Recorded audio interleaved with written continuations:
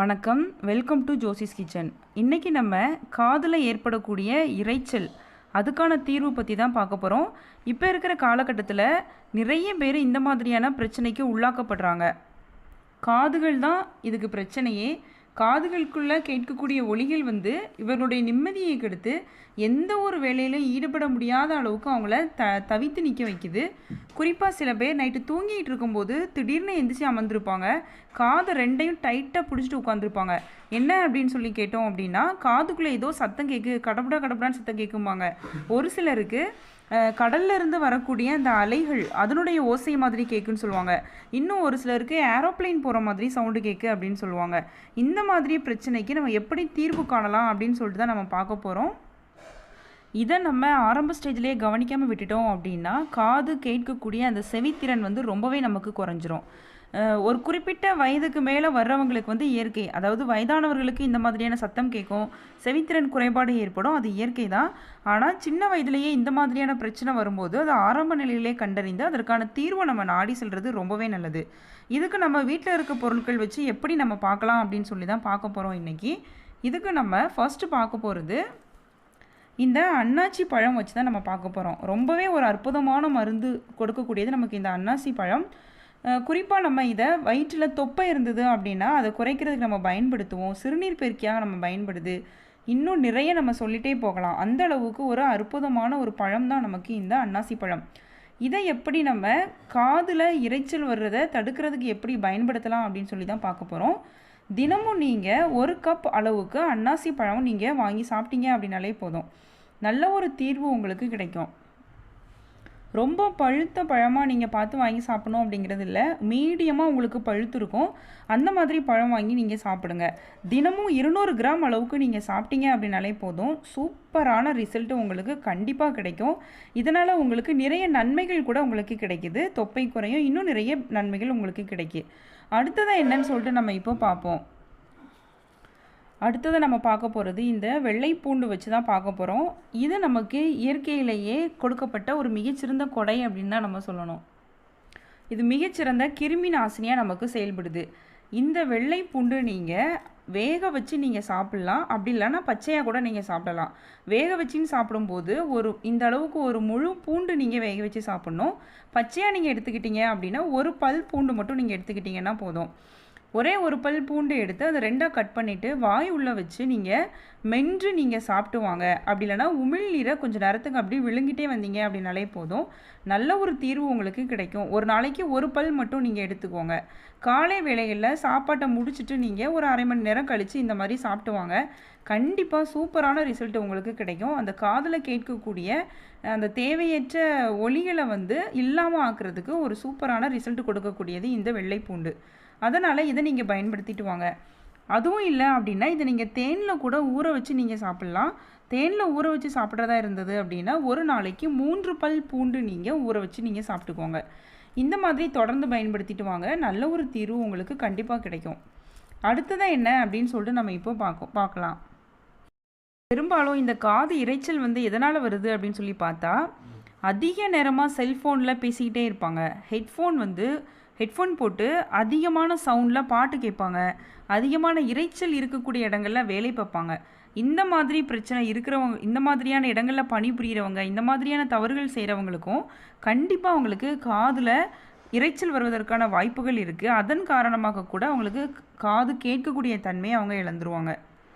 இன்னும் சொல்லப்போனால் பெரிய பெரிய ஃபேக்ட்ரியில் ஒர்க் பண்ணுவாங்க. அங்கே எப்போதுமே இரைச்சல் அதிகமாக தான் இருக்கும். அப்படி இல்லைனா ஏதாவது பெரிய ஒரு ஆயுதத்தை வச்சு பூமியை குடையிறது, அப்போ வரக்கூடிய சவுண்டு, இன்னும் நிறைய நம்ம சொல்லிகிட்டே போகலாம். இந்த மாதிரியான சத்தங்களை தொடர்ந்து கேட்டுகிட்டே இருந்தாங்க அப்படின்னா அவங்க மிகப்பெரிய அந்த காதில் வரக்கூடிய இரைச்சலுக்கு உள்ளாக்கப்படுவாங்க. அதுவே தீவிரமாச்சு அப்படின்னா அவங்க மிகப்பெரிய மன அழுத்தத்துக்கு உள்ளாக்கப்படுவாங்க. அடுத்ததாக இப்போ அதை எப்படி சரி பண்ணலாம் அப்படின்னு சொல்லிட்டு நம்ம இப்போ பார்க்கலாம். அடுத்ததாக நம்ம இந்த ஓட்ஸ் வச்சு தான் பார்க்க போகிறோம். இந்த ஓட்ஸை நம்ம தினமும் உணவாக பயன்படுத்திட்டு வரும்போது உடலில் இருக்கக்கூடிய தேவையற்ற கொழுப்பை கரைக்கிறதுக்கு ரொம்பவே உதவியாக இருக்குது. அது மட்டும் இல்லாமல் பிளட் சர்க்குலேஷனை அதிகப்படுத்தி நம்முடைய காதில் கேட்கக்கூடிய அந்த இரைச்சலை சரி பண்ணுறதுக்கும் ரொம்பவே உதவியாக இருக்கக்கூடியது தான் இந்த ஓட்ஸ். இதை நீங்கள் எப்படி பயன்படுத்தணும் அப்படின்னா, கிட்டத்தட்ட ஒரு 200லேருந்து 250 ml அளவுக்கு நீங்கள் தண்ணீர் எடுத்துக்கோங்க. நல்லா கொதிக்க விடுங்க. கொதித்ததுக்கு பிறகு 1 டேபிள் ஸ்பூன்லேருந்து 2 டேபிள் ஸ்பூன் வரைக்கும் நீங்கள் இந்த ஓட்ஸ் போட்டுக்கலாம். உள்ளே போட்டுட்டு தேவையான அளவுக்கு உப்பு சேர்த்துக்கோங்க. இனிப்பு எதுவும் சேர்க்க வேண்டாம். இந்த மாதிரி உப்பு சேர்த்து கரெக்டான அளவு வெந்ததுக்கு பிறகு நீங்கள் தினமும் காலையில் ஒரு 7 மணி இல்லை 8 மணி இந்த டைமிங்லேயே நீங்கள் சாப்பிட்டுட்டு வாங்க. கண்டிப்பாக உங்களுக்கு நல்ல ஒரு தீர்வு கிடைக்கும். அந்த அளவுக்கு ஒரு சூப்பரான ஒரு டிப்ஸு தான் நமக்கு இந்த ஓட்ஸ். இதை நீங்கள் தொடர்ந்து பயன்படுத்திகிட்டே வாங்க. காது இரைச்சலை வந்து கண்டிப்பாக குணப்படுத்தக்கூடிய சக்தி இதுக்கு இருக்குது. அடுத்ததான் என்ன அப்படின்னு சொல்லிட்டு நம்ம இப்போ பார்க்கலாம். பொதுவாகவே இந்த காது இரைச்சலானது நபர்களை பொறுத்து வேறுபடும். ஒரு சிலருக்கு இடி முழக்கம் மாதிரி சத்தம் கேட்கும். இன்னும் ஒரு சிலருக்கு காதுக்குள்ளே ஏதோ வாகனம் ஓடுற மாதிரி சவுண்டு கேட்கும். ஒரு சிலருக்கு விசில் அடிக்கிற மாதிரி சத்தம் கேட்கும். இன்னும் ஒரு சிலருக்கு இந்த மாதிரி முணங்குற மாதிரி அவங்களுக்கு சத்தம் கேட்கும். இப்படி ஒவ்வொரு நபருக்கும் ஒவ்வொரு விதமான சத்தம் அவங்களுக்கு கேட்கும். ஏற்கனவே நான் வீடியோ போட்டிருக்கேன். காதில் சீழ் வடிஞ்சுது அப்படின்னா அதை எப்படி நம்ம இயற்கை முறையில் சரி பண்ணலாம் அப்படின்னு சொல்லிட்டு அதுக்கான லிங்க்கை நான் உங்களுக்கு டிஸ்கிரிப்ஷன் பாக்ஸில் கொடுக்குறேன். அதில் போய் செக் பண்ணிக்கோங்க. இன்னும் என்ன மாதிரியான வீடியோ வேணும் அப்படின்னாலும் நீங்கள் கமெண்ட் செக்ஷனில் கமெண்ட் பண்ணுங்கள். நான் உங்களுக்கு வீடியோ போஸ்ட் பண்ணுறேன். என்னோடய ப்ளேலிஸ்ட்டில் போய் செக் பண்ணி பார்த்தீங்க அப்படின்னா தெரியும். சிறுநீரகம் தொடர்பான வியாதிகளாகட்டும், நுரையீரல் தொடர்பான வியாதிகள், அல்சருக்கான மருந்து, இப்படி நிறையவே நான் போட்டிருக்கேன். குழந்தையின்மைக்கான பிரச்சனை, இப்படி நிறைய நான் போட்டிருக்கேன். எல்லாமே நீங்கள் ப்ளேலிஸ்ட்டில் போய் தாராளமாக செக் பண்ணி பார்த்துக்கலாம். இது ஏற்படுவதற்கு இன்னும் சில காரணங்கள் சொல்லலாம்.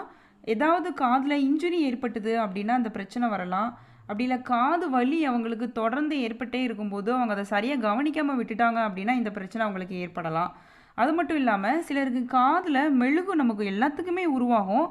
ஆனால் அதை வந்து க்ளீன் பண்ணுறேன் அப்படின்னு சொல்லிட்டு மொத்தமாக க்ளீன் பண்ணி எடுத்துருவாங்க. அது தவறு. அளவுக்கு அதிகமான அந்த குறும்பி அப்படின்னு சொல்லக்கூடிய அந்த இயர்வேக்ஸ் இருந்தது அப்படின்னா, அளவுக்கு அதிகமாக இருந்ததுன்னா நம்ம அதை எடுக்கலாம். ரொம்ப கம்மியாக ரொம்ப நம்ம சுத்தமாக தொடச்சி எடுத்துட்டோம் அப்படின்னா அது பெரும்பாலும் எதுக்கு நமக்கு பயன்படுதுன்னா, ஒரு தூசி எதுவும் உள்ளே போகக்கூடாது அப்படின்னு சொல்லிட்டு ஒரு பாதுகாப்பு படலமாக தான் நமக்கு அது அமைஞ்சிருக்கு. இது வந்து நமக்கு பிளாக் ஆகிட்டேன் அப்படின்னாலும் நமக்கு காதில் இரைச்சல் ஏற்படுவதற்கான வாய்ப்பு இருக்குது. அளவுக்கு அதிகமான blood pressure, high blood pressure இருந்ததுன்னா அந்த மாதிரியான பிரச்சனைகள் ஏற்படும். காதில் இருக்கக்கூடிய குருத்து எலும்பு அதோட அமைப்பு மாறிட்டோம் அப்படின்னா கூட இந்த மாதிரியான பிரச்சனைகள் ஏற்படும். நிறைய காரணங்கள் நம்ம சொல்லிகிட்டே போகலாம். அடுத்தது நம்ம பார்க்க போகிறது இந்த சுக்கு வச்சு தான் நம்ம பார்க்க போகிறோம். ட்ரைடு ஜிஞ்சர்னு சொல்லக்கூடிய இந்த சுக்கும் நமக்கு காதில் ஏற்படக்கூடிய அந்த இரைச்சலை சரி பண்ணுறதுக்கு ரொம்பவே உதவியாக இருக்குது. இந்த சுக்கு மட்டும் நம்ம தனியாக பயன்படுத்த போகிறது இல்லை. இந்த சுக்கை நல்லா பவுடர் பண்ணி எடுத்து வச்சுக்கோங்க. கிட்டத்தட்ட 1 டீஸ்பூன்லேருந்து 2 டீஸ்பூன் அளவுக்கு நீங்கள் எடுத்துக்கோங்க. எடுத்துட்டு கூடவே இனிப்புக்கு தேவையான அளவுக்கு வெல்லம் எடுத்துக்கோங்க. இந்த ரெண்டையும் சேர்த்து ஒரு பாத்திரத்தில் கொஞ்சமாக நெய் விட்டுக்கோங்க. அந்த நெய்யில் நம்ம எடுத்து வச்சுருக்கிற இந்த வெல்லம், அதுக்கப்புறமா இந்த சுக்கு பொடி, இந்த 3ஐயும் சேர்த்து நல்லா ஒரு 2 நிமிஷம் நல்லா ஃப்ரை பண்ணி எடுத்துக்கோங்க. அதுக்கப்புறமா நீங்கள் அதை சாப்பிட்டுக்கலாம். ஒரு நாளைக்கு ஒரு வேளை நீங்கள் சாப்பிடுங்க. எந்த டைமிங் வேணாலும் நீங்கள் சாப்பிட்டுக்கலாம். இந்த மாதிரி தினமும் நீங்கள் ஃபாலோ பண்ணிட்டு வந்தீங்க அப்படின்னாலே போதும். காதில் கேட்கக்கூடிய மிக கடுமையான இரைச்சலை சரி பண்ணுறதுக்கு ரொம்பவே உதவியாக இருக்கக்கூடியது இந்த சுக்கு. இதை பயன்படுத்திட்டு வாங்க. காதில் நீங்கள் விடக்கூடிய ஒரு இயர் ட்ராப் அப்படின்னு சொல்லி பார்த்தோம் அப்படின்னா நல்லெண்ணெய் நீங்கள் விடலாம். ஒரு 2 ட்ராப் மட்டும் நீங்கள் விட்டீங்க அப்படின்னாலே போதும். கண்டிப்பாக மிக சுத்தமான முறையில் நீங்கள் அதை பயன்படுத்திக்கோங்க. காதில் நீங்கள் விடும்போது இந்த மாதிரியும் நீங்கள் தொடர்ந்து பயன்படுத்திட்டு வாங்க. இந்த மாதிரி காதில் கேட்கக்கூடிய இரைச்சலை நம்ம கவனிக்காமல் விட்டுட்டோம் அப்படின்னா தூக்கமின்மை இந்த பிரச்சனைக்கு ரொம்பவே உள்ளாக்கப்படுவோம். நம்ம பசியின்மை நமக்கு ஏற்படும். மிகப்பெரிய மன அழுத்தத்துக்கு உள்ளாக்கப்படுவோம். காது கேட்கக்கூடிய தன்மை நமக்கு குறைஞ்சிரும். மெமரி பவர் ரொம்பவே நமக்கு கம்மியாயிரும். அது மட்டும் இல்லாமல் பெர்மனண்ட்டாக நம்மளுடைய காது வந்து டேமேஜ் ஆயிரும். நான் ஏற்கனவே வீடியோ போட்டிருக்கேன், எப்படி மெமரி பவரை இன்க்ரீஸ் பண்ணுறது. குழந்தைகள்னாலும் சரி தான், பெரியவங்கனாலும் சரி தான். தூக்கமின்மை பிரச்சனைனால அவதிப்படுறவங்களுக்கும் நான் வீடியோ போட்டிருக்கேன். அது மட்டும் இல்லாமல் குரட்டை, நிறைய பேர் இப்போ குரட்டை போடுறதுனால பக்கத்தில் இருக்கிறவங்களால தூங்க முடியல. இந்த மாதிரி குரட்டை பிரச்சனைக்கான வீடியோவும் போட்டிருக்கேன். பசி இல்லாமல் இருக்கிறவங்களுக்கு எப்படி நம்ம உணவு கண்டாலே சிலருக்கு வெறுப்பாக இருக்கும், சாப்பிடணுன்னே அவங்களுக்கு தோணாது. அந்த மாதிரி பசியின் வெறுப்பாக இருக்கிறவங்களுக்கும் வீடியோ போட்டிருக்கேன். எல்லாமே என்னோடய சேனலில் போய் நீங்கள் செக் பண்ணி பார்த்தீங்கன்னா கிடைக்கும். நான் உங்களுக்கு கமெண்ட் செக்ஷன்லேயும் அதை பின் பண்ணி வைக்கிறேன். உங்களுக்கு டெஸ்கிரிப்ஷன் பாக்ஸ்லேயும் லிங்க் கொடுக்குறேன். நீங்கள் தாராளமாக செக் பண்ணிக்கோங்க. நான் சொல்லியிருக்கிற மெத்தட் நீங்கள் எல்லாமே ஃபாலோ பண்ணிட்டு வாங்க. கண்டிப்பாக உங்களுக்கு நல்ல ஒரு தீர்வு உங்களுக்கு கிடைக்கும். என்னோட இந்த வீடியோ உங்களுக்கு பிடிச்சிருக்குன்னு சொல்லி நம்புகிறேன். பிடிச்சிருந்ததுன்னா மறக்காமல் நீங்கள் லைக் பண்ணுங்கள். உங்கள் ஃப்ரெண்ட்ஸ் எல்லாத்துக்கும் ஷேர் பண்ணுங்கள்.